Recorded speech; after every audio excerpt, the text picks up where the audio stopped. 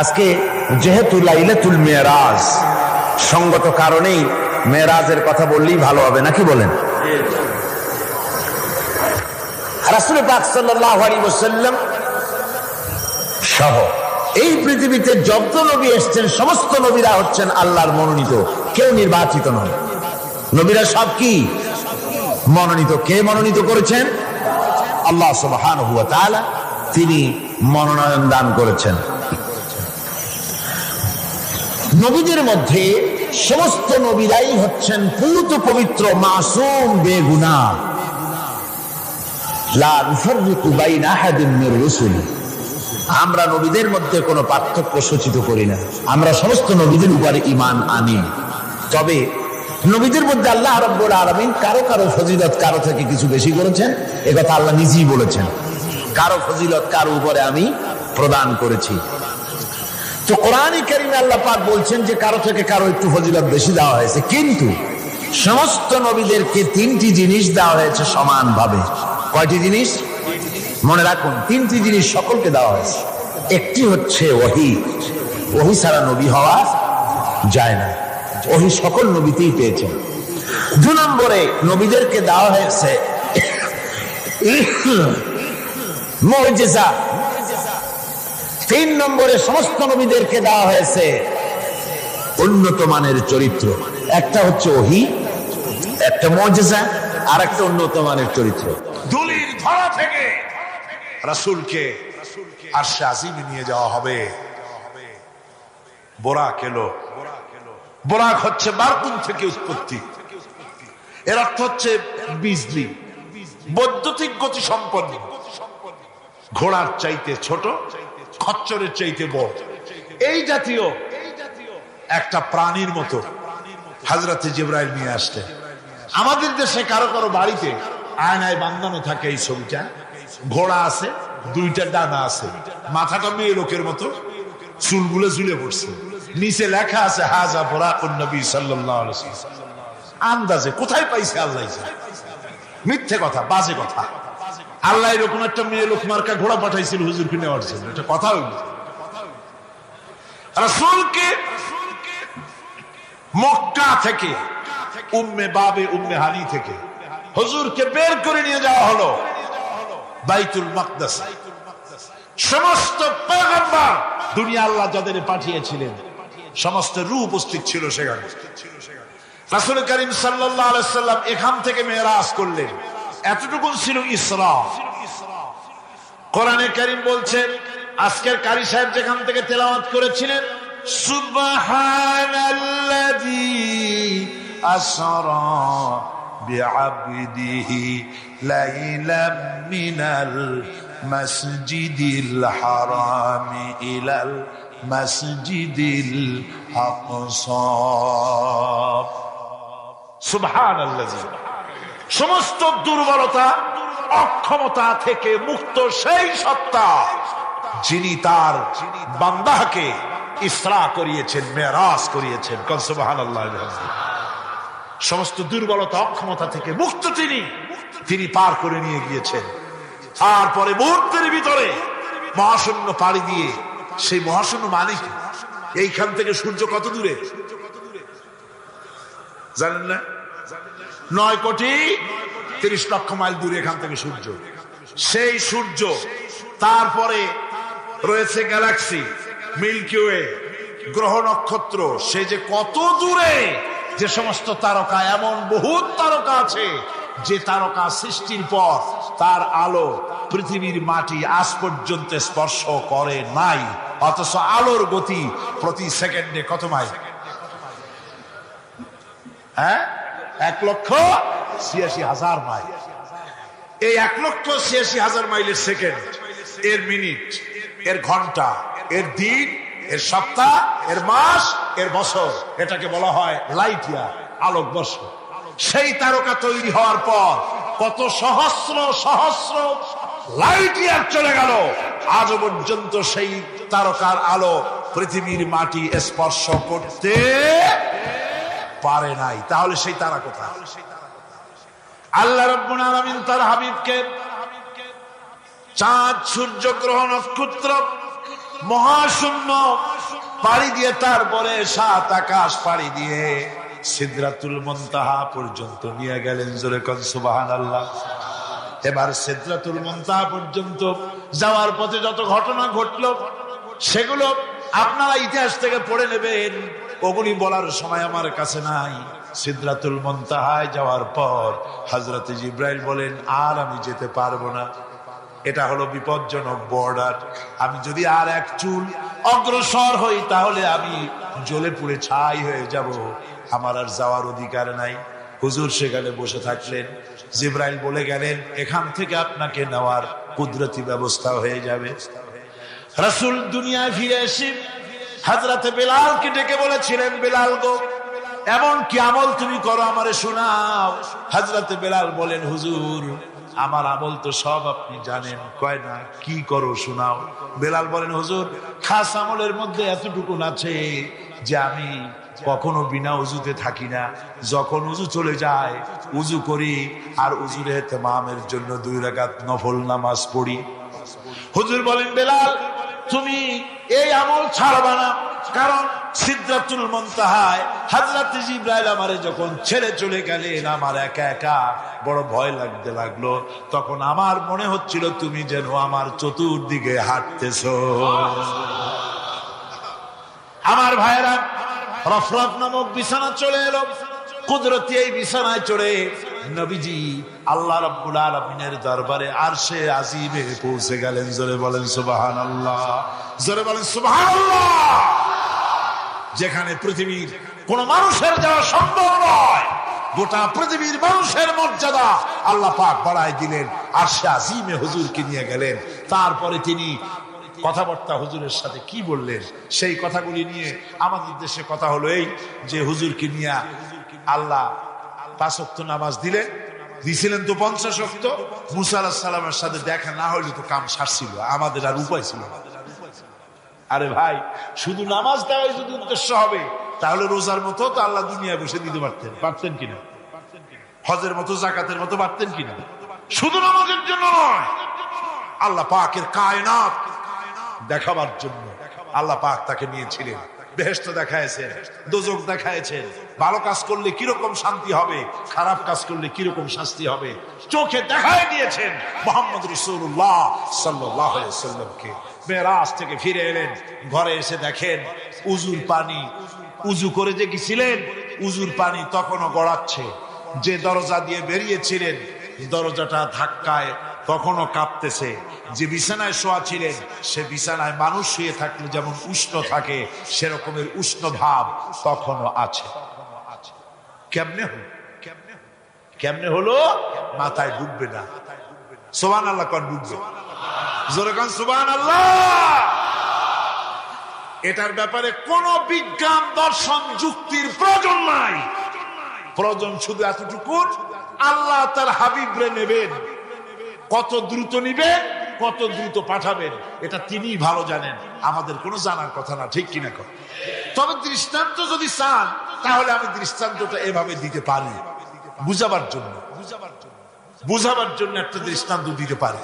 সেটা হলো এই, ধরেন বাংলাদেশে কোনো প্রেসিডেন্ট আসবে, পৃথিবীর যে কোনো দেশের এক প্রেসিডেন্ট আসবে, এটা আসার যখন খবর হয়ে যাবে তখন পত্র পত্রিকায় রুট বলে দেওয়া হয়, এই রুটে রাষ্ট্রীয় মেহমান রাষ্ট্রীয় অতিথি ভবনে আসবেন, এই রাস্তা দিয়ে সাধারণ ট্রাফিক চলাচল বন্ধ থাকবে। এয়ারপোর্ট থেকে নিয়ে রাষ্ট্রীয় অতিথি ভবন পর্যন্ত মেহমান না আসা পর্যন্ত সমস্ত ট্রাফিক চলাচল বন্ধ। মেহমান পৌঁছে যাবে, তারপরে আবার স্বাভাবিক ট্রাফিক চলবে। এটা জানেন কিনা? এইটা যদি পৃথিবীর সামান্য সলিমদ্দি কসিমদ্দি, এই জন্য বলছি আজ আছে কাল নাই, ঠিক কিনা গণ? আজ মন্ত্রিত্ব গেল, কালকে রাস্তায় দাঁড়ায় বলবে রিক্সাওয়ালা আমার একটু নেওয়া, বাজারে মাছ কিনতে যাবো, ঠিক কিনা? সুতরাং এদের তো কোনো মর্যাদা নাই, আজ আছে কাল নাই। এই দুনিয়ার সলিমদ্দি কসিমদ্দির জন্য যদি এভাবে ট্রাফিক চলাচল বন্ধ করে দেওয়া হয় তাহলে আকাশ এবং জমিনে আল্লাহ রাব্বুল আলামিনের সর্বশ্রেষ্ঠ মেহমান জনাবে মুহাম্মদ রাসূলুল্লাহ সাল্লাল্লাহু আলাইহি সাল্লাম। এই মেহমান আল্লাহর দরবারে যাবেন। আল্লাহ যদি বলে দিয়ে থাকেন, আল্লাহ যদি হুকুম করে থাকেন, সময়ের গতি, বার্ষিক গতি, আহ্নিক গতি, আকাশের গতি, সূর্যের গতি, সময়ের গতি, রাত ৩:৪৫ 10 সেকেন্ড, এখন সমস্ত গতি স্তব্ধ হয়ে যা। আমার হাবিব আমার দরবার থেকে ঘুরে যখন ঘরে ফিরে যাবেন, আবার ৩:৪৫ 11 সেকেন্ড থেকে শুরু হয়ে যাবে। যে কোনো শক্তিশালী জিনিসকে দুর্বল করে দেওয়ার মতো ক্ষমতা যার, ওইটা কি বলা হয়? মুজিজা। আর এই মুজিজা দেওয়া হয়েছে যে যুগে যে জিনিসের প্রভাব বেশি, ওই প্রভাবিত জিনিস, ওই প্রভাব সম্পন্ন জিনিসটাকে, শক্তিশালী জিনিসটাকে দুর্বল করে দেওয়ার মতো শক্তি আল্লাহ নবীদেরকে দান করে দিয়েছেন। যেমন এক একজনকে এক এক মুজিজা দেওয়া হয়েছে। যেমন হযরত দাউদ আলাইহিস সালাম, আল্লাহ রাব্বুল আলামিন তাকে মুজিজা দান করেছিলেন। তিনি ছিলেন অস্ত্র নির্মাতা, অস্ত্র তৈরি করতেন, লোহা দিয়ে অস্ত্র তৈরি করতেন। অস্ত্র যারা বানায়, লোহা দিয়া যারা জিনিস বানায়, লোহাকে শ্বাসে আনবার জন্য, ইচ্ছে মতো গড়ার জন্য লোহাকে পোড়াতে হয়, পোড়ায়া নরম বানায়া পিটায়া তারপরে আকৃতিতে আনা লাগে। হযরত দাউদ আলাইহিস সালামের মুজিজা ছিল লোহা দিয়ে অস্ত্র তৈরি করার সময় আগুনে পোড়ানোর তার দরকার হতো না। যখন যেমন ইচ্ছে করতেন লোহাগুলি হাতের মুঠার ভিতরে নিয়ে চাপ দিতেন, লোহা পানি হয়ে আঙ্গুলের ফাঁকের ভিতর থেকে পড়ে যেত। এই মুজিজা ছিল হযরত দাউদ আলাইহিস সালামের। সুলাইমান আলাইহিস সালামের মুজিজা ছিল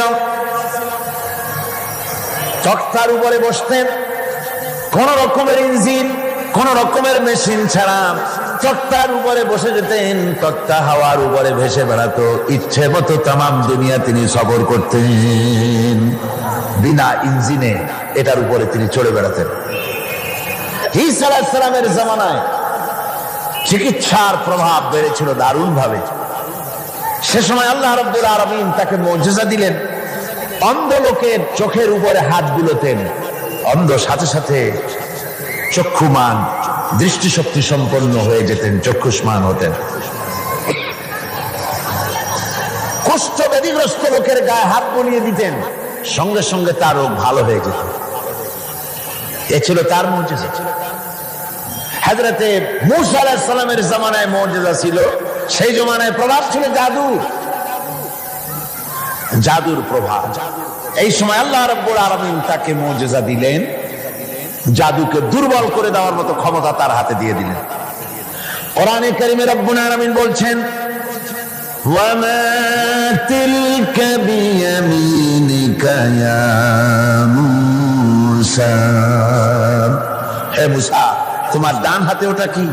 মূসা আলাইহিস সালাম বললেন, হিয়া আসায়, এটা একটা লাঠি, এর উপরে আমি ভর করে দাঁড়াই, এ দিয়ে আমি গাছের পাতা পারি, ছাগল ভেড়ারে খাওয়াই, এ দিয়ে আমি ছাগল ভেড়াগুলি বন্য প্রাণী থেকে রক্ষা করি।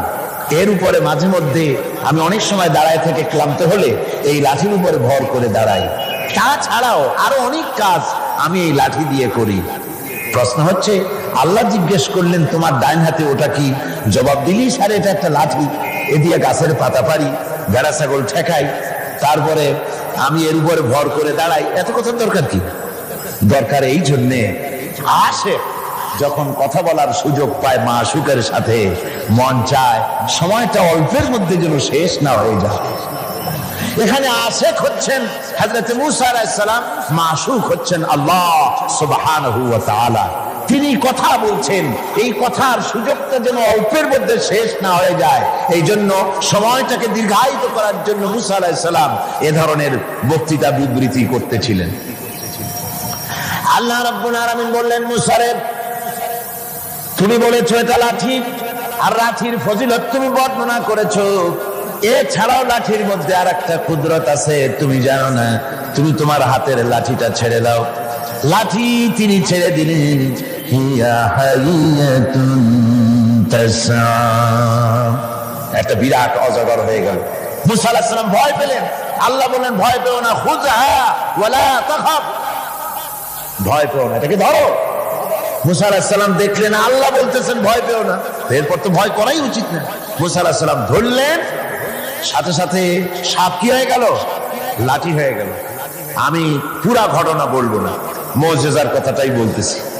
এরপরে যখন ফেরাউন তার জাদুকরদের নিয়ে জাদুর প্রদর্শনী করলো, জাদুকরেরা তাদের হাতের কাছে যা কিছু ছিল মন্ত্রপুত করলো, সেগুলি সিংহ হলো, বাঘ হলো, সরীসৃপ হলো, মুসা আলাইহিস সালামের উপরে ঝাঁপায় পড়লো। হযরতে মুসা আলাইহিস সালাম ভয় পেয়ে গেলেন। আল্লাহ রাব্বুল আলামিন বললেন, মুসারে ভয় পাওয়ার কোনো কারণ নাই, তোমাকে বাতিলের বিরুদ্ধে ময়দানে নামাইয়া তোমাকে একা আমি ছেড়ে দেই নাই, আমি আল্লাহ রাব্বুল আলামিন তোমার সাথে আছি, তুমি তোমার হাতের লাঠি ছেড়ে দাও। মুসা আলাইহিস সালাম লাঠি ছাড়লেন, তো সাপ হয়ে গেল। সাপ হয়ে যখন হা করেছে, ফেরাউনের জাদুকরদের তৈরি করা বাঘ, সিংহ, সাপ সব দিয়ে মুসা আলাইহিস সালামের এই লাঠি মার্কা সাপের পেটের মধ্যে গিয়ে ঢুকলো। জাদুকরেরা মনে করলো আমরা যেটা দেখাইছি সেটা নিশ্চয়ই জাদু। মুসা আলাইহিস সালাম যেটা দেখাইছেন এটা জাদু হতেই পারে না, কারণ হচ্ছে জাদু খেয়ে ফেলে দেয়, ওটা জাদু হয় কি করে?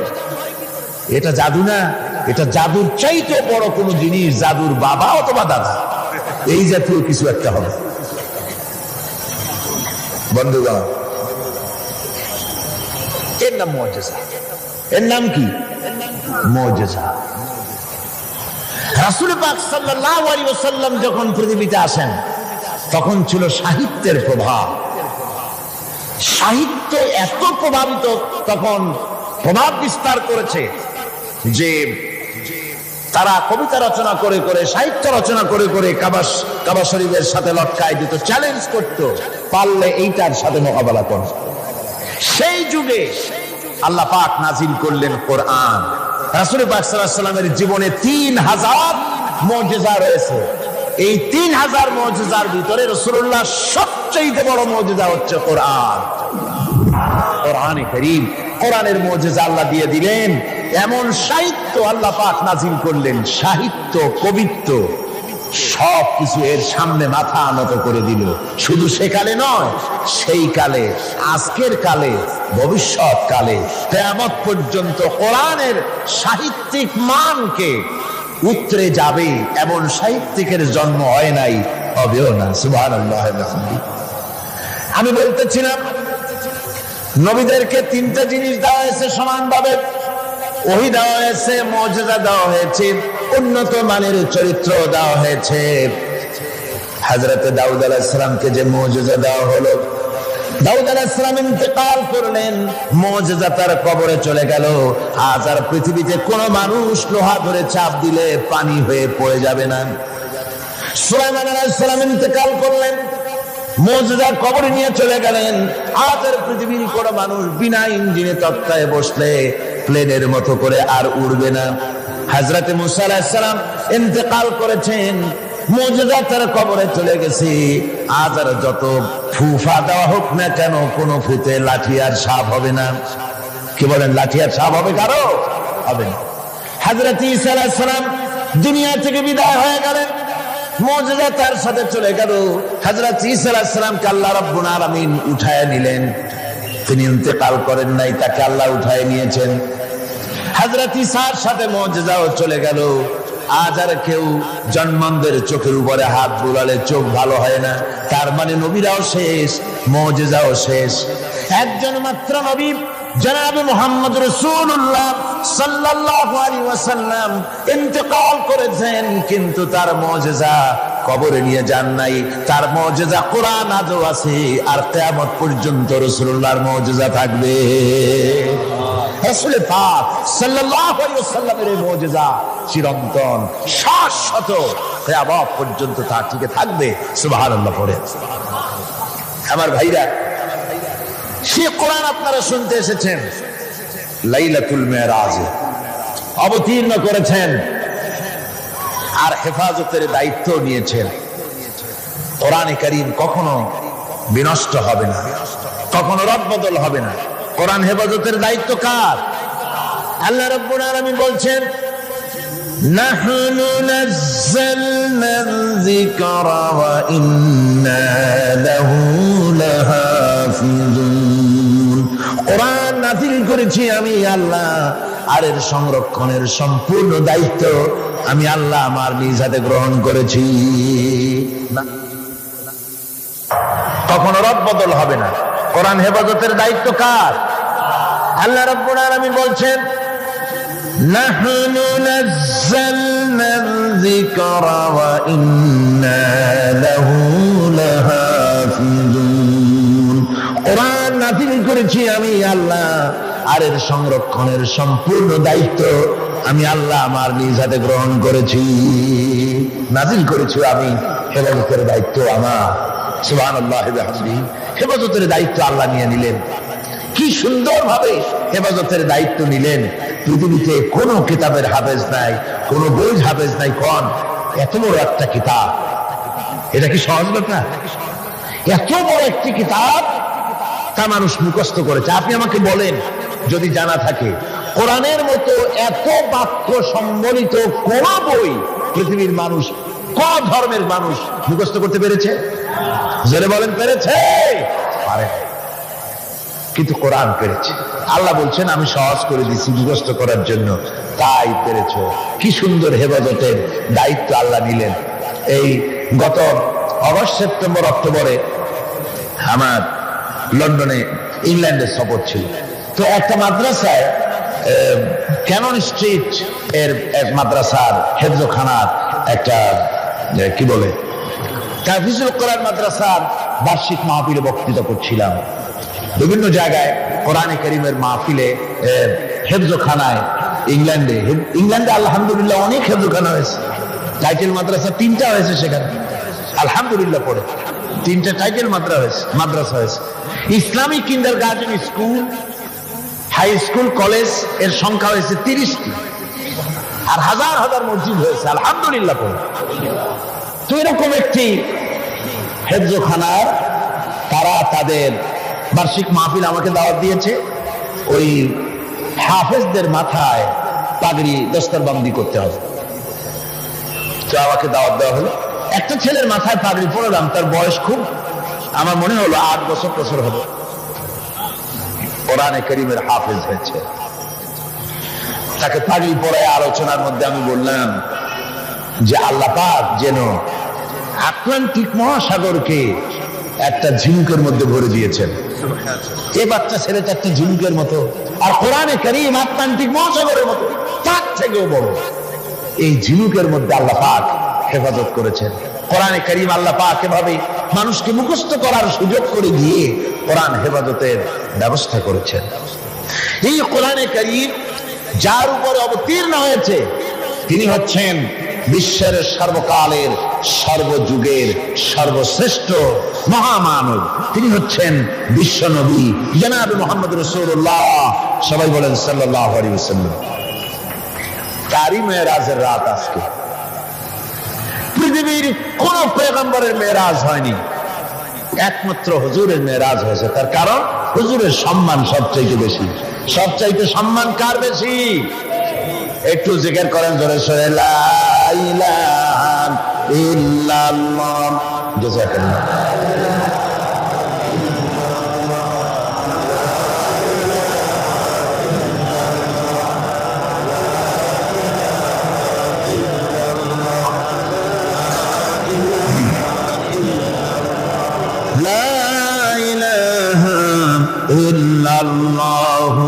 মুহাম্মাদুর রাসূলুল্লাহ। রাসূলের মেরাজ পৃথিবীর কোন পয়গম্বরের কিসমতে যা হয়নি তাই হয়েছে রাসূলের কিসমতে। ধুলির ধরা থেকে একজন মানুষকে, একটা স্থূল ওজনদার একজন মানুষ, জড়দেহ, এই মানুষকে পৃথিবীর মাটি থেকে মহাশূন্য পাড়ি দিয়ে কেমনে নিয়ে গেল আকাশে, এ নিয়ে বহুত প্রশ্ন হয়েছে। কেউ কেউ মেরাজকে অস্বীকার করেছে, কেউ বলেছে হ্যাঁ মেরাজ মানি, তবে মেরাজ সশরীরে হয় নাই, মেরাজ হয়েছে স্বপ্নে। আবার কেউ বলেছেন মেরাজ হয়েছে এটা একটা আত্মিক ব্যাপার, স্পিরিচুয়াল ব্যাপার। সশরীরে মেরাজ অনেক অস্বীকার করেছে। তাদের যুক্তি হলো যে ল অফ গ্রাভিটেশন, মাধ্যাকর্ষণ শক্তি পাড়ি দিয়ে একটা স্থূল জড় শরীর, এটা উঠলো কি করে? এটা তো ওঠার কথা নয়। আপেল গাছ থেকে আপেলটা ছিঁড়ে যখন পড়ে তখন তো উপরে যায় না, সেটা মাধ্যাকর্ষণ শক্তির বলে নিচে নামে, উপরে তো যায় না। কাজে মাধ্যাকর্ষণ শক্তি ল অফ গ্রাভিটেশনকে পার হয়ে কি করে একটা মানুষ উপরে চলে গেল? এ হলো 1 নম্বর প্রশ্ন, যারা অস্বীকার করে তাদের প্রশ্ন। 2 নম্বরে তাদের প্রশ্ন যে বুঝলাম না, হয় কোনো কায়দা করে গেলে যায়া, সে কি ঘরের কাছের ব্যাপার? কোথায়? এখান থেকে চাঁদ হলো 2,32,000 মাইল, সূর্য হলো 9,30 লক্ষ মাইল, তারপরে মিল্কি ওয়ে, গ্যালাক্সি, এগুলি তারকার রাজ্য, উপগ্রহের রাজ্য, গ্রহের রাজ্য। তারা বলছে এটা একটা কথা নাকি? ওদের মাথায় ঢোকে না, বিশ্বাসই করতে চায় না। হুজুর ফিরে এসে যখন বসেছেন, তারপরে আবু জাহেল এসে তো বলছে যে মুহাম্মদ সাল্লাল্লাহু আলাইহি সাল্লাম প্রত্যেক দিনই তো নতুন নতুন কথা বল, আজকে কোনো নতুন কথা আছে নাকি? হুজুর বলছেন হ্যাঁ কথা আছে। কি বলে? এই যে শেষ রাত্রে আমার ফুফু উম্মু হানির ঘরের থেকে জিবরাইল এসে আমারই নিয়ে গেল, বাইতুল মাকদাসে গেলাম, 2 রাকাত নামাজ পড়লাম, এরপরে ওইখান থেকে আমাকে 7 আকাশ পাড়ি দেওয়া হলো, মহাশূন্য পাড়ি দিয়ে 7 আকাশ পাড়ি দিয়ে তারপরে আরশে আজিমে গেলাম, আল্লাহর সঙ্গে কথা বললাম, বেহেশত দোজখ দেখলাম, এরপরে এই যে আইসা কেবল ফজর করে বসছি। আবু জাহেল কয় যে সর্বনাশ, খাইছে। এতদিন মনে করছিলাম তুমি পাগল, কিন্তু কোনো সবুত ছিল না, আর আজকে দলিল মিলে গেল, প্রমাণ মিলে গেল তুমি একটু বদ্ধ পাগল। যেরকম নাউযুবিল্লাহি মিন যালিক। আবু জাহেল মনে মনে খুব খুশি হলো, বলল মুহাম্মদ সাল্লাল্লাহু আলাইহি ওয়াসাল্লাম তুমি কি অনুমতি দিবে? তুমি যেভাবে এই ঘটনা বললে এটা মানুষকে বলে বেড়াই, অবশ্যই তুমি যাও, বলে আসো। আবু জাহেল মনে করলো এটাই হলো গোল্ডেন অপরচুনিটি, এটাই হলো সুবর্ণ সুযোগ। তার সবচাইতে বেশি ভক্ত এবং অত্যন্ত আন্তরিক অন্তরঙ্গ বন্ধু হযরত আবু বকর, এই লোকটাকে খসাতে পারলেই বাজিমাত হবে। তার বাড়ি গিয়ে বলছেন, আবু বকর শুনেছে? বলে কি? কয় যে মুহাম্মদ সাল্লাল্লাহু আলাইহি ওয়াসাল্লাম পাগল হয়ে গেছে। বলে কি রকম? কয় যে এই সব কথা তিনি বলতেছেন এখন। হযরত আবু বকর বলছেন, আবু জাহেল তুমি যা বললে আমার রাসূল কি হুবহু এরকম বলেছেন? আবু জাহেল বলছে হ্যাঁ ঠিক এরকমই বলেছে। হযরত আবু বকর বলছেন, আবু জাহেল শোনো, হুজুর সত্য বলেছেন, নিঃসন্দেহে তার মেরাজ হয়েছে, কোনো সন্দেহ নাই। হযরত আবু বকর আবু জাহেলকে ধরে নিয়ে আসলেন কাবা শরীফে, মসজিদে হারামে এসে বলছেন, হুজুর আমি এই আবু জাহেলের কাছে শুনলাম আপনি নাকি কি কি বলেছেন। হুজুর মেরাজের ঘটনা শোনালেন। হযরত আবু বকর বললেন আপনি সত্য বলেছেন। হুজুর বলেন, আবু বকর তুমি আজ থেকে সিদ্দিক। সুবহানাল্লাহ। ভাইরা, মেরাজকে অনেকেই অস্বীকার করেছে, আর অস্বীকার করার যুক্তি কারো কারো থাকতে পারে যাদের ঈমান দুর্বল। কি করে সম্ভব? সজাগ করিয়া কিভাবে এই হাজার হাজার লক্ষ কোটি কোটি মাইল পাড়ি দিয়ে কিভাবে নিয়ে গেল, এটা কেমনে সম্ভব? এটা মানুষের মাথায় সহজে ঢুকবে না। মানুষের মাথায় সহজে ঢুকবে কোন? কি বলেন ঢুকবে? বিষয়টা খুবই কঠিন, বিষয়টা সহজে মানুষের মাথায় ঢুকবে না। এই জন্যে ঘটনাটা যেখানে আল্লাহ শুরু করেছেন, তিনি ঘটনাটা বর্ণনা দিচ্ছেন এইভাবে, সুবহানাল্লাযী আসরা বিআবদিহি লাইলাম মিনাল মাসজিদিল হারাম ইলাল মাসজিদিল আকসাল্লাযী বারাকনা হাওলাহু লিনুরিয়াহু মিন আয়াতিনা ইন্নাহু হুয়াস সামিউল বাসীর। সাদাকাল্লাহুল আযীম। ঘটনাটার বিবরণ দিচ্ছেন আল্লাহ এভাবে, শুরু করছেন সুবহানাল্লাযী আসরা বিআবদিহি, সমস্ত অক্ষমতা দুর্বলতা থেকে মুক্ত সেই মহান সত্তা যিনি তার বান্দাকে ইসরা করিয়েছেন লাইলান, লাইলান রাতের একটি অংশ, পুরা রাত লাগে না, রাতের একটি অংশে তার বান্দাকে তিনি ইসরা করিয়েছেন। মিনাল মসজিদিল হারাম ইলাল মসজিদিল আকসা, মসজিদে হারাম থেকে মসজিদে আকসা পর্যন্ত রাতের একটি অংশে ইসরা করিয়েছেন। রাতের ভ্রমণকে আরবিতে ইসরা বলা হয়। আর এই বাইতুল মুকাদ্দাস থেকে আরশ আজিম পর্যন্ত ভ্রমণের নাম হচ্ছে মেরাজ, সিঁড়ি। সেই সিঁড়িটা কিরকম হবে পরে বলছি। এখানে বলা হচ্ছে তোমরা তো জিনিসটাকে কঠিন মনে করো, যেটা কি করে সম্ভব, এটাকে কঠিন মনে করো, অসম্ভব মনে করো, কিন্তু কাজটা ঘটাচ্ছেন এমন এক সত্তা সুবহান, যিনি সমস্ত দুর্বলতা অক্ষমতা থেকে মুক্ত, মহান শক্তিশালী আল্লাহ ঘটনাটা ঘটাচ্ছেন। কাজে তোমাদের এই চিন্তা কেন, যেটা কি করে হলো, কাজটা কে ঘটাচ্ছেন? আল্লাহ সুবহানাহু ওয়া তাআলা তিনি ঘটাচ্ছেন। তার জন্য এগুলি কি কোনো অসম্ভব ব্যাপার বলুন? এটা কি কোনো অসম্ভব ব্যাপার? নিশ্চয়ই কোনো অসম্ভব ব্যাপার না। বিজ্ঞানের দৃষ্টি দিয়ে, বৈজ্ঞানিক দৃষ্টিভঙ্গিতে এবং দর্শন দিয়ে আমি আপনাদেরকে বিষয়টা অনেকক্ষণ দৃষ্টান্ত দিতে পারবো। সে ধরনের মাল মশলা আমার কাছে মজুদ আছে, যে রাসূল পাক সাল্লাল্লাহু আলাইহি ওয়াসাল্লামকে মেরাজ হয়েছিল বিজ্ঞান এবং দর্শন দিয়ে বোঝানো যেতে পারে। কিন্তু এই যুক্তি, এই তত্ত্ব, এই তথ্যের কোন যুক্তি নাই, যেহেতু আল্লাহ নিজে বলেছেন সুবহানাল্লাযী আসরা বিআবদিহি লাইলাম মিনাল মাসজিদিল হারাম। এই ঘটনা ঘটায়ছেন তিনি, যার ক্ষমতার ভিতরে কোনো দুর্বলতা নাই, যার ক্ষমতা মুহাইয়া করতে পারে এমন ক্ষমতা কারো নাই, যিনি প্রচন্ড ক্ষমতার মালিক, অক্ষমতা তাকে স্পর্শ করে না, সেই মহান আল্লাহ এটা ঘটায়ছেন। সুতরাং যুক্তি প্রমাণের কোনো প্রয়োজন নাই, আল্লাহ নিজে বলছেন ঘটনাটা আমি ঘটাচ্ছি। সুবহানাল্লাহ। তারপরে বলা হচ্ছে যে তিনি ফিরে এলেন, ওই যে বোরাক, হাদিস শরীফে এসেছে বোরাকে করে তাকে নেওয়া হয়েছে। তো বোরাকে করে নেওয়া হয়েছে, বোরাকটা কেমন, সেই বোরাক আমরা আবার বানাইছি, আমাদের তো বুদ্ধি কম না, আমাদের দেশের লোকের আবার বোরাক বানায় আসছে। ঘোড়ার মতো বডি, মানুষ মেয়ে লোকের মতো একটা মাথা, খুব সুন্দর চুল, তারপরে চুল টুল ঝুলানো, এরকমের দুইটা ডানা আছে ঘোড়ার পিঠের উপরে, নিচে লেখা আছে হাযা বুরাকুন নবী সাল্লাল্লাহু আলাইহি ওয়াসাল্লাম। আর এইটাকে বরকতের জন্য মুসলমানেরা ঘরের মধ্যে টানায় রাখে, দেখছেন আপনারা।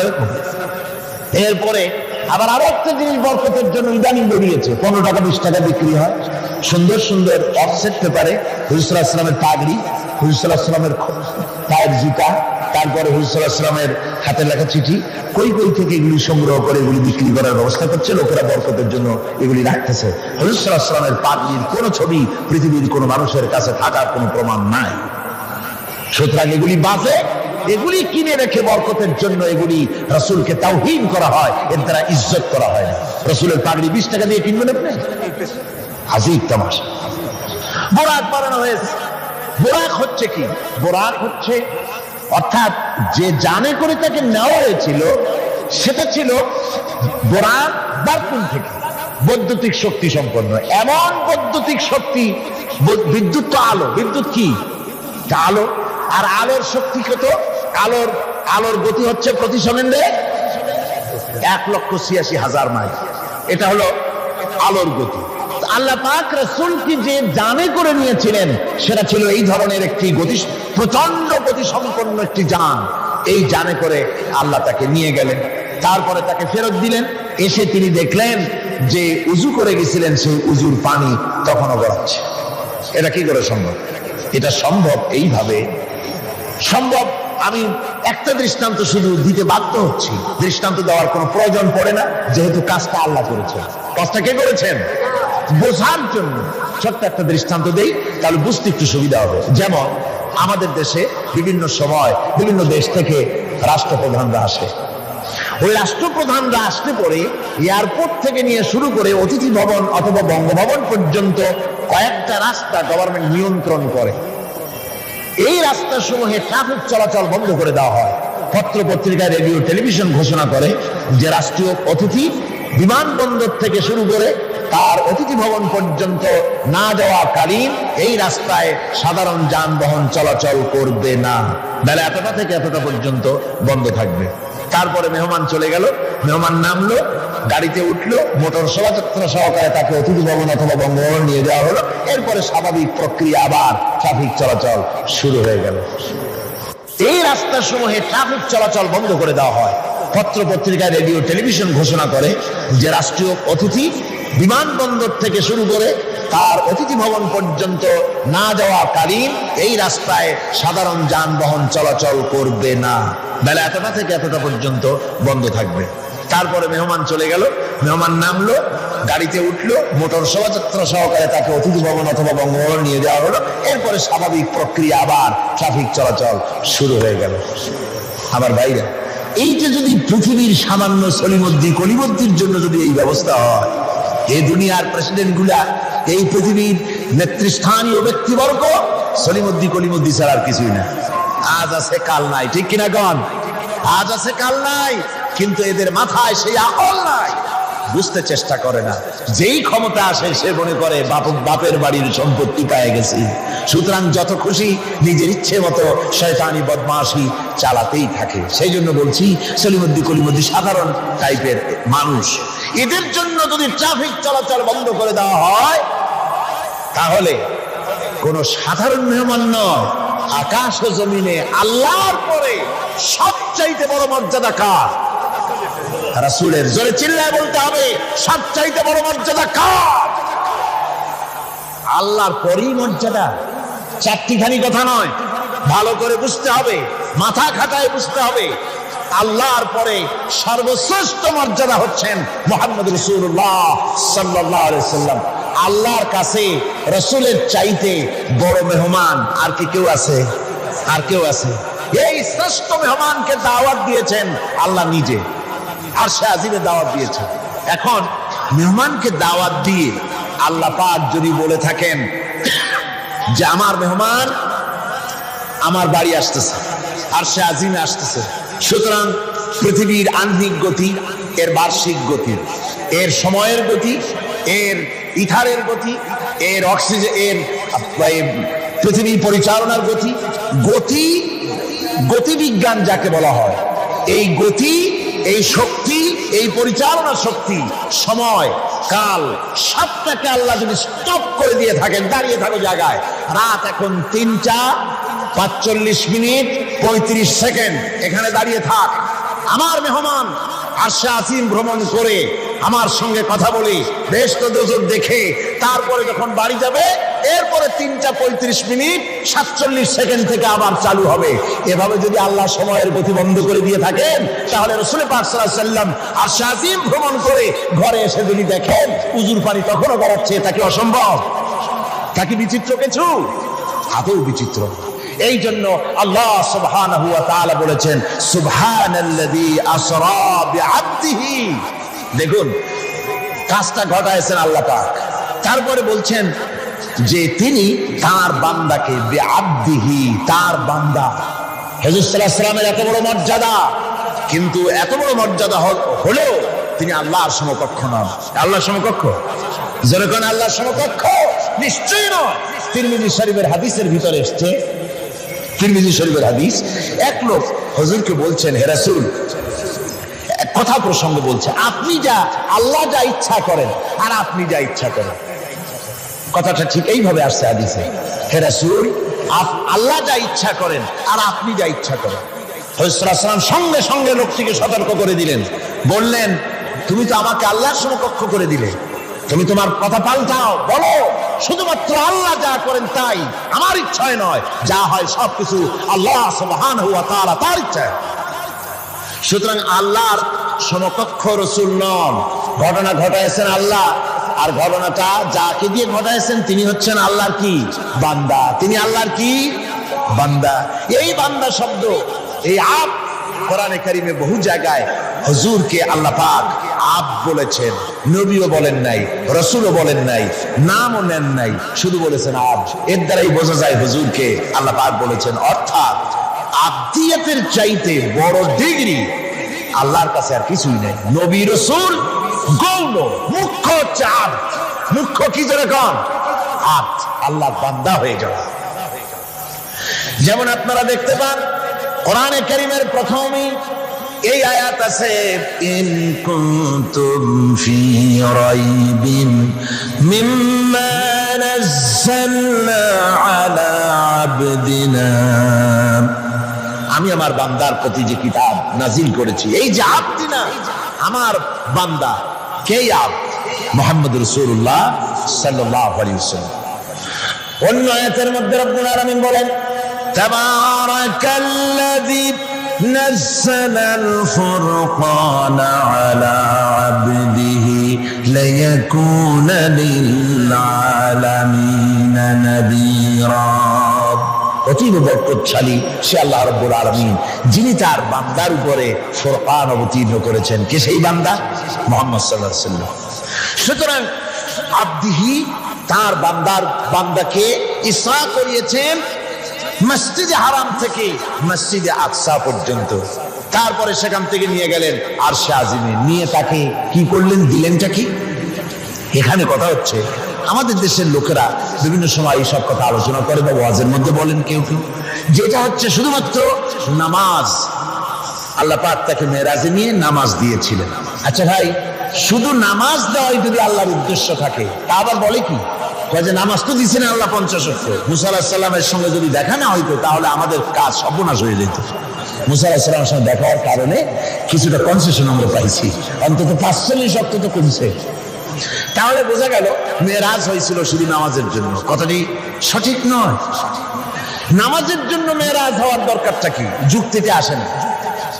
হজের জন্য তো মেরাজ দরকার হয় নাই, যাকাতের জন্য তো মেরাজ দরকার হয় নাই, জিহাদের জন্য তো মেরাজ দরকার হলো না, ইমানের জন্য তো মেরাজ দরকার হলো না। মেরাজ শুধু নামাজের জন্য দরকার হলো কেন? বিষয়টা শুধু নামাজ নয়। নামাজ এই পরিভ্রমণের, এই ভ্রমণকালীন সময়ের আল্লাহ পাকের একটি নির্দেশ। মূল ঘটনা ভিন্ন। মূল ব্যাপারটি হলো রাসূল পাক সাল্লাল্লাহু আলাইহি ওয়াসাল্লামের মেরাজ যখন হয় তখন মক্কি জিন্দেগীর 12 বর্ষ পূর্ণ হয়েছে। মক্কি জিন্দেগীর নবুয়তের জীবনের 1 যুগ পূর্ণ হয়ে গেছে। তাওহীদের দাওয়াত, তাবলীগে দ্বীনের কাজ একটি চূড়ান্ত পর্যায়ে এসে গিয়েছে। এখন এই তাওহীদ, রিসালাত ও আখিরাতের উপরে ভিত্তি করে একটি নতুন সমাজ গঠনের পালা এসেছে। সেই নতুন সমাজ গঠনের জন্য আল্লাহ রাব্বুল আলামিন তাকে আপন দরবারে ডেকে নিলেন। আর নতুন নতুন কিছু তথ্য, একটি নতুন স্টেট পরিচালনার জন্য যা কিছু প্রয়োজন, কিছু মূল নীতি আল্লাহ রাব্বুল আলামিন তাকে দান করালেন। আর জান্নাত এবং জাহান্নাম রাসূলের চোখে দেখিয়ে দিলেন পরিষ্কার করে, যাতে করে তিনি মানুষকে ভালো করে দেখে তিনি মানুষকে বুঝাতে পারেন। এজন্য এই দৃশ্যগুলিও রাসূলের সামনে আল্লাহ পাক তুলে ধরলেন। রাসূল পাক সাল্লাল্লাহু আলাইহি ওয়াসাল্লাম ফিরে আসার পর তাকে এই নতুন রাষ্ট্র পরিচালনার জন্য যে মূল নীতিগুলি আল্লাহ পাক তাকে দিয়েছেন, যাকে মেরাজের পেগাম বলা হয়। মেরাজের কি বলা হয়? পেগাম। সূরা বনী ইসরাইলের মধ্যে আল্লাহ পাক এই পেগামগুলি আল্লাহ পাক তাকে দান করেছেন।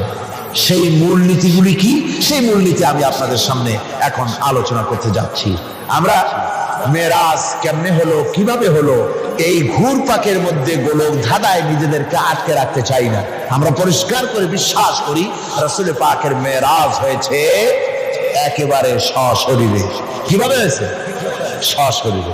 তারপর আবার কেউ কেউ এ তর্ক তুলেছেন, কেউ বলেছেন হুজুর সাল্লাল্লাহু আলাইহি ওয়াসাল্লাম আল্লাহকে দেখেছেন, আবার কেউ বলেছেন দেখেন নাই। এই সব তর্কের মধ্যেও আমরা জড়াতে চাই না। আমরা পরিষ্কার জানি আল্লাহ পাক বলেছেন লা তুদরিকুহুল আবসার, কোন দৃষ্টি শক্তি আমি আল্লাহকে মুহাইয়া করতে পারবে না, ইহাতা করতে পারবে না। আল্লাহ রাব্বুল আলামিনকে কোন দৃষ্টি শক্তি তার চক্ষু দিয়ে দেখতে পারবে না। সুবহানাল্লাহ। হযরত মুসা আলাইহিস সালাম বলেছিলেন রব্বি আরিনি, আয় আল্লাহ আমি তোমারে দেখতে চাই। আল্লাহ পাক পরিষ্কার বলেছেন লান তারানি, লান, কখনোই দেখতে পারবে না। মুসা আলাইহিস সালাম খুব আদরের নবী ছিলেন, আবদার তুলতে লাগলেন। আল্লাহ তাকে একটা ইন্টারভিউ নিলেন, দেখতে পারবা কিনা একটা টেস্ট হয়ে যায়। আল্লাহ পাক তার নূরের তাজাল্লি নিক্ষেপ করলেন পাহাড়ের উপরে। হযরত মুসা আলাইহিস সালাম 1 সেকেন্ড মাত্র দেখলেন, সহ্য করতে পারলেন না। আল্লাহু আকবার বলে চিৎকার মেরে বেহুশ হয়ে জমিনের উপরে পড়ে গেলেন। সুতরাং আমরা ওই তর্কে যেতে চাই না যে আল্লাহ পাক আল্লাহ পাককে হুজুর সাল্লাল্লাহু আলাইহি ওয়াসাল্লাম দেখেছেন কি দেখেন নাই, ওইটা আমাদের মূল বিষয় নয়। আমাদের বিষয় হচ্ছে মেরাজ থেকে রাসূলুল্লাহ পেলেন কি, উম্মতের জন্য আনলেন কি, এটাই হলো আমাদের সবচেয়ে বড় প্রয়োজনীয় বিষয়। আল্লাহ পাক রাসূলকে যে জিনিসগুলি দিলেন, একটা নতুন স্টেট করতে যাচ্ছেন, ওই সময় যখন মানুষ অধিকার বঞ্চিত, যখন নারীর অধিকার নাই, যখন শ্রমিক তার শ্রমের মূল্য পায় না, কৃষক তাদের উৎপাদিত পণ্যের সঠিক দাম পায় না, নারী আর পুরুষ, নারীগুলি হয়েছে ভোগের সামগ্রী, সন্তান উৎপাদনের বিশেষ ক্ষেত্র। তারপরে মানুষে মানুষে হানাহানি, মারামারি, কাটাকাটি, অশ্লীলতা, পাপাচার, জেনা আর ব্যভিচার, সুদ, ঘুষ, এতিমকে ঠকানো, গান বাজনা ইত্যাদি দিয়ে গোটা দেশটা যখন রসাতলে, গোটা পৃথিবী যখন ত্রাহি ত্রাহি করছে মজলুম জনতা, সেই সময় ইসলামের এই নতুন স্টেটের ভিত্তি দিতে যাচ্ছেন মুহাম্মদ রাসূলুল্লাহ সাল্লাল্লাহু আলাইহি ওয়াসাল্লাম। তখন আল্লাহ পাক এই স্টেট রচনার পেছনে কতগুলি মূলনীতি আল্লাহ পাক দান করলেন, সেই মূলনীতিগুলি এখন আমি আপনাদের সামনে বলছি। আল্লাহ রাব্বুল আলামিন বলেন, ওয়াকাযা রাব্বুকা আল্লা তা'বুদু ইল্লা ইয়্যাহু ওয়া বিল ওয়ালিদাইনি ইহসানা।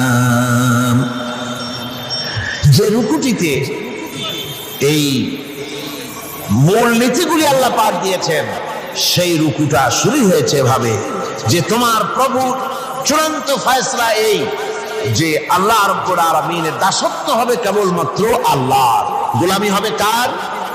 জোরে সরে বলতে হবে, গোলামি হবে কার? আল্লাহ ছাড়া আর কারো গোলামি করা যাবে না। নতুন স্টেট তৈরি করতে যাচ্ছ, প্রথম নীতি হবে, প্রথম মূলনীতি হবে স্টেটের, প্রথম থেকে নিয়ে শেষ পর্যন্ত, রাষ্ট্রপ্রধান থেকে নিয়ে প্রজা পর্যন্ত, জীবনের সকল ক্ষেত্রে সমস্ত মানুষের জন্য এটাই হলো মূলনীতি যে আল্লাহ ছাড়া কাউকে প্রভু বলে মানা যাবে না, আল্লাহ ছাড়া কারো গোলামি করা যাবে না। আর আল্লাহর পরেই মা বাপ মাতা পিতা এহসান করবে, এটা হচ্ছে আল্লাহর নির্দেশ, আল্লাহর ফয়সালা। তো প্রথম পয়েন্ট যেটা, সেটা হচ্ছে ইবাদত। প্রথম পয়েন্ট কি? ইবাদত। মূলত এই ইবাদতের জন্যই আল্লাহ পাক মানুষকে সৃষ্টি করেছেন। কোরআনে কারীমে আল্লাহ বলেছেন, মা খালাকতুল জিন্না ওয়াল ইনসা ইল্লা লিয়াবুদুন। আল্লাহ বলেন, আমি মানব আর জিন জাতিকে সৃষ্টি করেছি শুধু আমার ইবাদতের জন্য, আর কোনো কারণে নয়। আর পৃথিবীতে যত নবী আমি পাঠিয়েছি, সমস্ত নবীরা তার কওমকে দাওয়াত দিয়েছেন, ইয়া কওমি ইবুদুল্লাহা মা লাকুম মিন ইলাহিন গায়রু। আল্লাহ রাব্বুল আলামিন বলেন, দুনিয়ায় যত নবী পাঠানো হলো, সমস্ত নবীরা তার জাতিকে ডেকে বলেছেন, হে আমার জাতি, হে আমার কওম, এক আল্লাহর গোলামি করো, তিনি ছাড়া তোমাদের কোনো ইলাহ নাই। এই দাওয়াত সব নবীরা দিয়েছেন।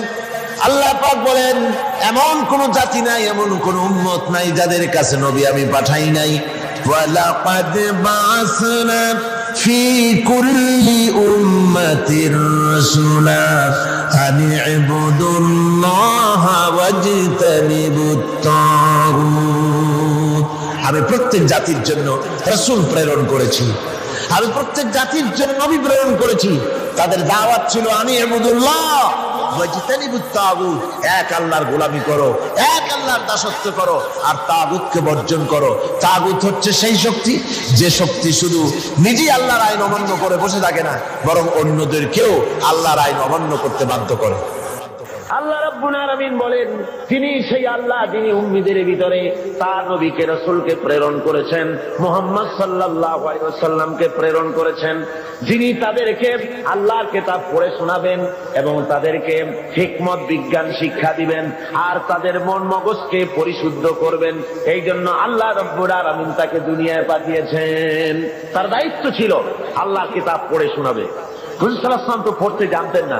কোরআন শরীফ যখন নাজিল হতো, হুজুর সাল্লাল্লাহু আলাইহি ওয়াসাল্লাম মুখস্থ করার জন্য খুব তাড়াহুড়ো করতেন, জিহ্বা খুব বারবার নাড়াচাড়া করতেন।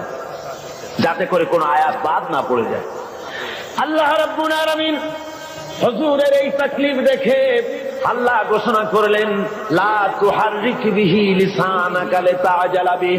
ও নবী, কোরআন শরীফ মুখস্থ করার জন্য এত তাড়াহুড়া করার কোনো প্রয়োজন আপনার নাই, জিহ্বাকে এত নাড়াচাড়া করার কোনো দরকার নাই। জিবরাইল যখন আপনার প্রতি কোরআন অবতীর্ণ করেন, আপনি আমার জিবরাইলের সাথে একবার মাত্র পড়ে নেবেন, আপনার সিনার ভিতরে গোটা কোরআন শরীফ মুখস্থ করায় দেওয়ার মালিক আমি আল্লাহ। আমি মুখস্থ করায় দেব, শুধু মুখস্থই করাবো না, আমি আপনাকে পড়ার ক্ষমতা দিয়ে দেব। আপনি তেলাওয়াত করতে পারবেন, আপনি তেলাওয়াত করে মানুষকে বুঝাতে পারবেন, সে ক্ষমতাও আমি আপনাকে দান করে দিব। এ হলো এক জায়গায়। 2 নম্বরে আর এক জায়গায় আল্লাহ রসুলকে বলছেন, মুনাফিক এবং দুর্বল চিত্ত লোক যারা, তাদের এই অনুভূতি দেওয়ার জন্য যে মুহাম্মদ সাল্লাল্লাহু আলাইহি সাল্লামকে আমি তোমাদের মধ্যে পাঠিয়ে দিয়ে তোমাদের প্রতি আমি বিরাট এহসান করেছি, আমি তোমাদের জন্য বিরাট এহসান করেছি যে নবী তোমাদের মধ্যে আমি পাঠিয়েছি।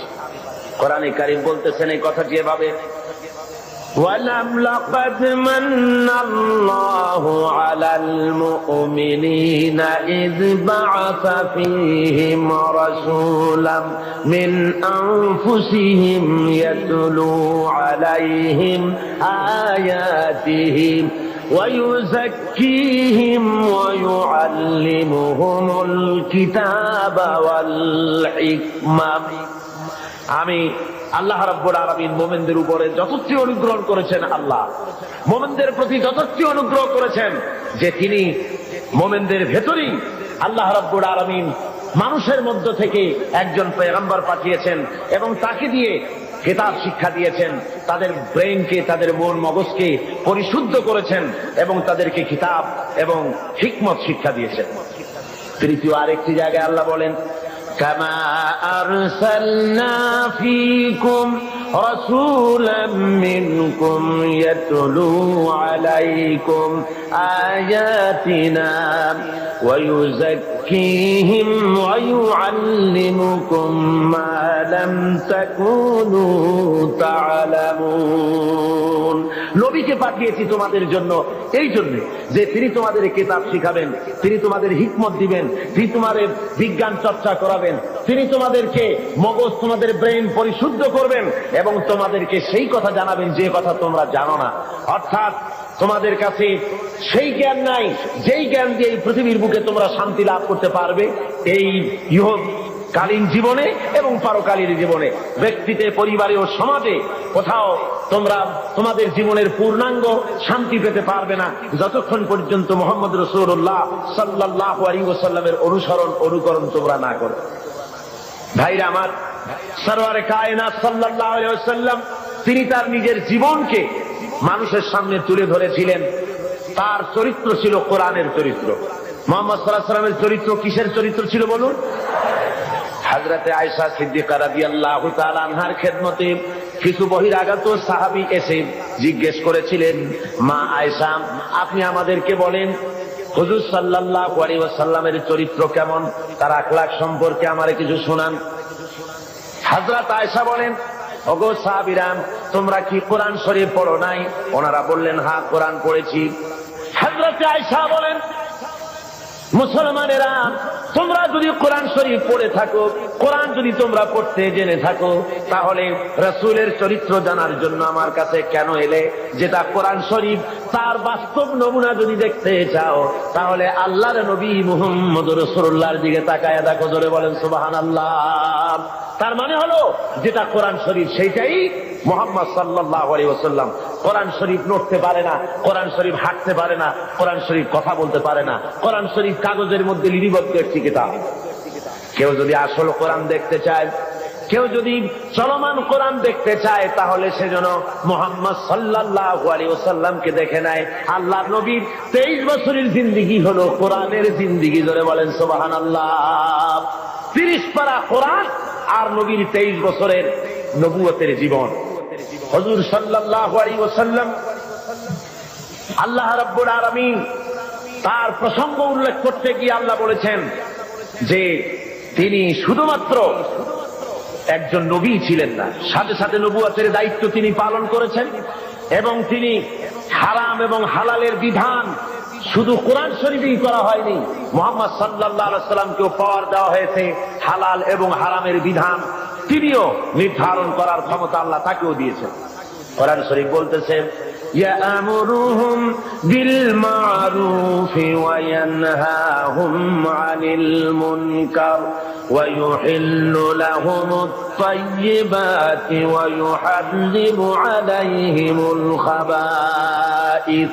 আল্লাহ রাব্বুল আলামিন বলেন তিনি মানুষকে ভালো কাজের জন্য আদেশ দেন আর মন্দ কাজ থেকে ফিরায় রাখেন, আর হালাল এবং হারাম জিনিসগুলি তিনি বেছে দেন, নির্ধারণ করে দেন। সুতরাং কোরআন শরীফের মধ্যে হালাল হারামের বিধান আল্লাহ যা দিয়েছেন এখানেই শেষ নয়, মুহাম্মদ সাল্লাল্লাহু আলাইহি সাল্লামকেও আল্লাহ রাব্বুল আলামিন লেজিসলেটিভ পাওয়ার তাকেও দান করেছেন, অর্থাৎ আইন তৈরি করা তিনি শারে ছিলেন, শরীয়ত প্রণয়নকারীও ছিলেন। ধরে বলেন সুবহানাল্লাহ। বিরাট ক্ষমতা আল্লাহ তাকে দান করে দিয়েছিলেন। মুহাম্মদ আল্লাহর কথা মানা যেমন ফরজ, মুহাম্মদ সাল্লাল্লাহু আলাইহি সাল্লামের কথা মানা সুন্নত না নফল? বলেন তো কি? আপনারা তাহলে নিশ্চয়ই বুঝতে পেরেছেন মুহাম্মদ সাল্লাল্লাহু আলাইহি সাল্লামের কথা মানা শুধু নফল নয়, সুন্নত শুধু নয়, বরং আরো বেশি আল্লাহর কথা মানা যেমন ফরজ, মুহাম্মদ সাল্লাল্লাহু আলাইহি সাল্লামের কথা মানা তেমন ফরজ। কেমন করে হলো তা? হয়েছে এইভাবে, আল্লাহ রাব্বুল আলামিন তিনি ঘোষণা করেছেন ওয়ামা আতাকুমুর রাসূলু ফাখুযুহু ওয়ামা নাহাকুম আনহু ফান্তাহু।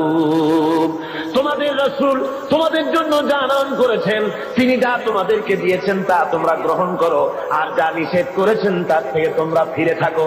তার অর্থ হলো মুহাম্মদ সাল্লাল্লাহু আলাইহি ওয়াসাল্লাম যা আদেশ করেছেন তা মানা ফরজ, আল্লাহর হুকুম অনুযায়ী। কার হুকুম অনুযায়ী ফরজ? আর হুজুর যা নিষেধ করেছেন তার থেকে ফিরে থাকা, আল্লাহর হুকুম অনুযায়ী তার থেকে ফিরে থাকা কি ফরজ। রাসূল যেটা নিষেধ করেছেন তা করা হারাম, যা আদেশ করেছেন তা পালন করা ফরজ। কথা বুঝে আসছে ভাইরা আমার? আল্লাহ তার রাসূলকে এভাবে করে ক্ষমতা দিয়ে দিলেন, তাকে বিচারক হিসাবে আল্লাহ বানাইছেন দুনিয়ার ভিতরে সোশ্যাল জাস্টিস, সামাজিক সুবিচার প্রতিষ্ঠার জন্য আল্লাহ তার দায়িত্ব দিলেন। আল্লাহ বলছেন ইন্না আনজালনা ইলাইকাল কিতাবা বিল হাক্কি লিতাহকুমা বাইনান নাসি বিমা আরাকাল্লাহ। হে নবী, আমি সত্য সহকারে আপনাকে পাঠিয়েছি, আপনি আপনার উপরে যে কিতাব অবতীর্ণ করেছি সেই কিতাব দিয়ে আপনি মানুষের উপরে বিচার ফায়সালা করবেন, আর মানুষের সামনে আপনি আমার কোরআন দিয়ে বিচার ফায়সালা করবেন, যেটা আমি আপনার প্রতি অবতীর্ণ করেছি। আল্লাহর আইন দিয়ে মানুষের উপরে শান্তি প্রতিষ্ঠা কিভাবে হতে পারবে সেটা আপনি আমার কোরআন দিয়ে মানুষের সামনে সেট করবেন। সুতরাং মুহাম্মদ সাল্লাল্লাহু আলাইহি ওয়াসাল্লাম যে ফয়সালা দিয়েছেন, যে আইন দিয়েছেন মানুষের চলার ব্যাপারে, অর্থনীতি, সমাজনীতি, রাজনীতি, এমন কোন ব্যাপার নাই যে ব্যাপারে হুজুর কথা বলেননি। হুজুরের ফয়সালা যদি কেউ না মানে, মুসলমান দাবি করার পর যে ব্যক্তি পড়ল লা ইলাহা ইল্লাল্লাহ, লা ইলাহা ইল্লাল্লাহ, লা ইলাহা ইল্লাল্লাহু মুহাম্মাদুর রাসূলুল্লাহ। তার দায়িত্ব হলো, মুমিনের দায়িত্ব হলো রাসূলের হুকুম শুনলো আর সাথে সাথে মাথা পেতে দেবে। কোরআন শরীফ বলছে ইন্নামা কানা কাওলাল মুমিনিনা ইযা দুউ ইলাল্লাহি ওয়া রাসূলিহি লিয়াহকুমা বাইনাহুম আন ইয়াকুলু সামি'না ওয়া আতা'না। মুমিনদেরকে যখন আল্লাহ এবং তার রাসূলের দিকে ডাকা হয়, আল্লাহ এবং রাসূলের পক্ষ থেকে কোনো অর্ডার দেওয়া হয়, তখন মুমিন যারা তারা আল্লাহর মীমাংসা এবং তার রাসূলের দেওয়া ফয়সালা মেনে নেবে, আর শোনার সাথে সাথে বলবে সামি'না ওয়া আতা'না, শুনলাম এবং আনুগত্যের মস্তককে অবনত করে দিলাম। এটা হলো মুমিনের কাজ। আর মুনাফিক কি করে? আল্লাহ বলেন শোনো, মুনাফিক কারা? যারা নাকি আল্লাহর কলেমার দাবি করে, মুসলমানের দাবি করে, ইসলামের দাবি করে, অথচ ইসলাম পালন করে চলে না, আল্লাহ এবং আল্লাহ রসুলের হুকুম মানতে রাজি নয়। এদেরকে কি বলা হয়? মুনাফিক। যাদের মুখের কথা আর কাজের মিল নাই তাদেরকে কি বলা হয়? এই মুনাফিকদের আচরণ সম্পর্কে আল্লাহ বলেন, وَإِذَا قِيلَ لَهُمْ تَعَالَوْا إِلَى مَا أَنزَلَ اللَّهُ وَإِلَى الرَّسُولِ رَأَيْتَ الْمُنَافِقِينَ يَصُدُّونَ عَنكَ صُدُودًا। আল্লাহ রাব্বুল আলামিন বলেন, যখন এই লোকদেরকে ডাকা হয় আল্লাহ এবং আল্লাহ রাসূলের দিকে, তখন যারা মুনাফিক তাদেরকে তুমি দেখতে পাবে তারা আস্তে করে কেটে পড়বে। মুনাফিকরা কেটে পড়ে, তারা বলে কি আর শুনতে, তারা যখনই আল্লাহ এবং আল্লাহ রাসূলের হুকুম শোনে তারা তখন বলে যে ধর্ম হলো এটা ব্যক্তিগত ব্যাপার, এটা আমার ইচ্ছা মানি বা ইচ্ছা হয় না মানি, তা নিয়ে এত বাড়াবাড়ি করার কি দরকার। ওরা বলে যে কোরআন শরীফে আছে লা ইকরাহা ফিদ্দীন, ধর্মের ব্যাপারে বাড়াবাড়ি নাই, সুতরাং তোমার কাজ তুমি করো, আমার কাজ আমি করি, এই কথা তারা নিজেরা বলতে থাকে। আসলে যখন একটি মানুষ কলেমা পড়ে মুসলমান হয় তখন তার অধিকার নাই যে তার ইচ্ছে মতো ব্যক্তিগত ভাবে ধর্ম পালন করবে আর বলবে এটা আমার ইচ্ছার উপরে নির্ভর করে, এমন কথা কেউ বলতে পারবে না। প্রত্যেকটি মুসলমানকে মুহাম্মদ সাল্লাল্লাহু আলাইহি ওয়াসাল্লাম যে কথা বলেছেন আল্লাহ এবং তার রাসূলের কথার সামনে মাথা নত করে দিতেই হবে। একজন সাহাবী আর একজন ইহুদি রাসূল পাক সাল্লাল্লাহু আলাইহি ওয়াসাল্লামের কাছে এসেছিলেন, এসে ওই ইহুদি মুসলমানের বিরুদ্ধে নালিশ করেছে আল্লাহ নবীর দরবারে। নবীজি সব শুনে ফয়সালা দিলেন ইহুদির সপক্ষে। মুসলমান ব্যক্তি অসন্তুষ্ট হয়ে চলে গেলেন হযরত ওমরের কাছে, গিয়ে বললেন, ভাই ওমর, আমি আপনার কাছে এসেছি একটা সানি বিচারের সানি করার জন্য। তো বলে, প্রথমে কার কাছে গিয়েছিলে?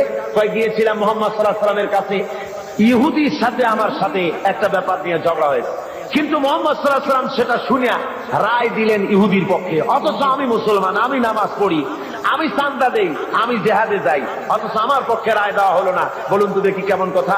আল্লাহ আপনাকে বড় রাজনৈতিক জ্ঞান দান করেছেন, আপনি আমার এই ফয়সালাটা করে দেন। হযরত ওমর বললেন, আল্লাহর বান্দা অপেক্ষা করো, আমি তোমার ফয়সালা করে দিতেছি। বাড়ির মধ্যে ঢুকলেন, একটা তরবারি নিয়ে এলেন, তরবারিটা খাপ থেকে বের করে হযরত ওমর বললেন, আল্লাহর বান্দা শোনো, যে ব্যক্তি মুহাম্মদ সাল্লাল্লাহু আলাইহি ওয়াসাল্লাম ফয়সালা করে দেওয়ার পর নিজেকে মুসলমান দাবি করে আর তারপরে সেই ফয়সালা মেনে নিতে পারে না, দ্বিধা দ্বন্দ্বে ভোগে অথবা তার ছানি করতে আসে, ওই লোকের ফয়সালা এইরকম করে দিতে হয়। তরবারি দিয়ে আঘাত করলেন, লোকটা দুই টুকরা হয়ে জমিনের উপরে পড়ে গেল। সারা এলাকায় খবর হলো হযরত ওমর মুসলমান হত্যা করেছেন।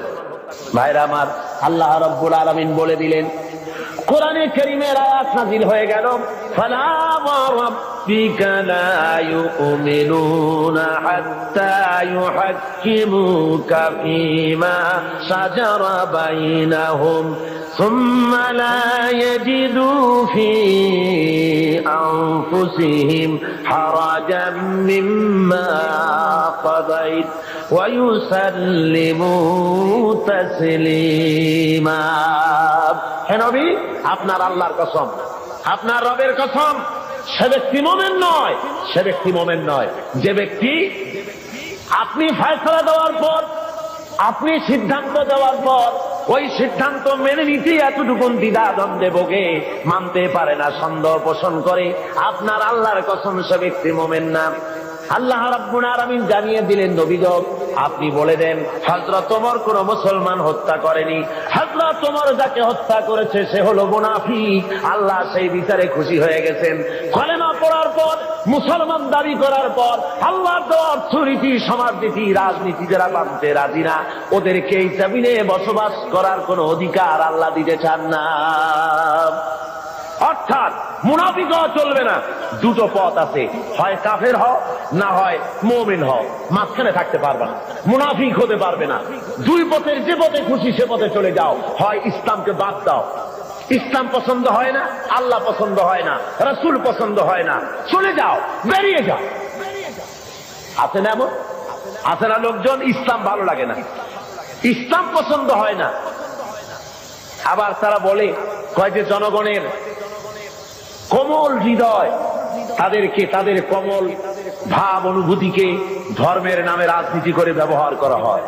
জনগণের হৃদয় তো কমল থাকবেই, কমল হওয়া স্বাভাবিক, নরম হওয়া স্বাভাবিক, যেহেতু